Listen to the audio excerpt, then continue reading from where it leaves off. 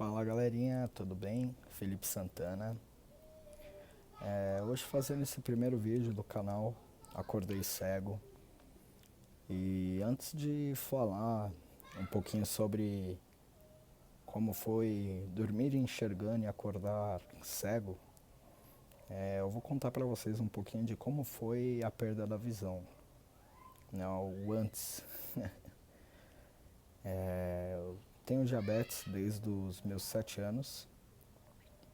Fui diagnosticado aí com diabetes e quando eu descobri que tinha diabetes, a minha glicemia estava 1198. Para quem não entende de glicemia, esse cuidado dessa patologia, o normal da vida hoje é de 90 a 120, né, para um ser humano saudável sem predisposição a diabetes. Então, assim, era um número exuberante, bem alto, bem elevado, que para muitos adultos poderia ter levado isso ao óbito. Comecei a cuidar, foi um choque para a família, né? A única pessoa que tinha essa patologia já eram pessoas mais de idade, então ainda teve muita questão de conhecimento, de saber o que era. E aí consegui controlar durante um tempo até chegar na nossa querida fase de aborrecência. Eu comecei a trabalhar com 14 anos para poder parar de chegar nos meus pais e falar: pai, me dá coca, mãe, compra um chocolate. Então eu comecei a trabalhar desde cedo para comprar o meu salário numa bomboniere, num supermercado e ter a minha tão sonhada liberdade. Só que a vida ao excesso tem um preço. Então, quando eu comecei assim a chutar o pau da barraca com relação à minha saúde, eu abusei muito, muito. Perdi a visão, mas vontade não passei. Era uma média de 6 litros de Coca-Cola por dia, 3 a 4 potes de 2 litros de sorvete também por dia, entre vários outros abusos. E em maio de 2015 eu trabalhava como desenhista digital e comecei a perceber que a tela do computador estava um pouco embaçada. Foi uma sequência de meses bem difícil onde eu trabalhava, estávamos com um desfalque de funcionário, então estava trabalhando bastante em frente a computadores e um primeiro momento na minha cabeça, a gente sempre pensa por uma maneira mais otimista, que era o quê? Estou com a visão cansada. E comuniquei com a minha gerência, fui para casa, tudo.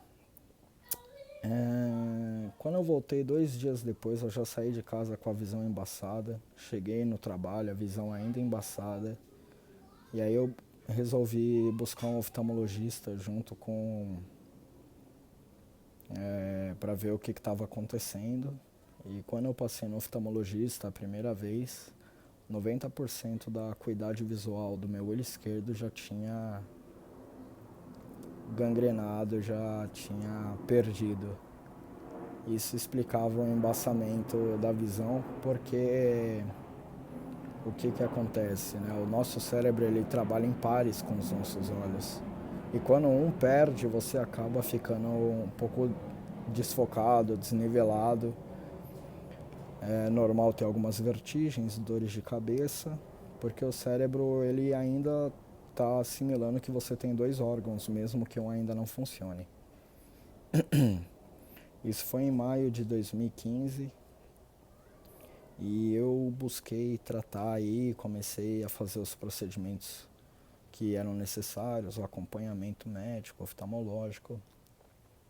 Nisso foram 11 procedimentos cirúrgicos, mais os lasers, mais um monte de outros protocolos necessários para tentar reverter esse caso.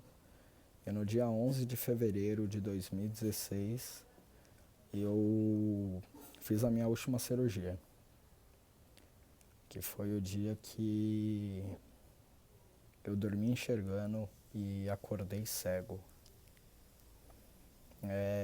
Para muitos isso seria desesperador, não para muitos, para todos. Quando eu fechei os meus olhos pela última vez, a imagem que eu tenho de uma pessoa familiar é olhar para trás, né, indo para o centro cirúrgico e ver minha mãe chorando, dizendo que estava preocupada. Naquele momento eu respirei fundo, sabendo dos riscos, olhei para frente e fui determinado a assumir com as consequências. Mas quando eu acordei e eu falo para as pessoas, feche os olhos na noite mais escura, é um pouco pior. A escuridão é um pouquinho mais além do que a gente imagina. E foi realmente desesperador. Mas isso foi numa quinta-feira e no sábado meu melhor amigo passou em casa, eu chorando muito, né? Era desenhista digital, então perdi a ferramenta mais importante, tirando as mãos, para um desenhista, que é a visão, é olhar a arte. E esse meu amigo me falou a seguinte frase, e foi a melhor coisa que ele poderia ter me falado. Fê, você tinha que se ferrar. Ele não foi delicado assim, né? Mas é por conta das crianças e para manter a postura a gente tem que... Mas então, você tinha bem feito. A culpa de você estar cego hoje não é de Deus, não é dos médicos, não é do seu pai nem da sua mãe. Ela é única e exclusivamente sua.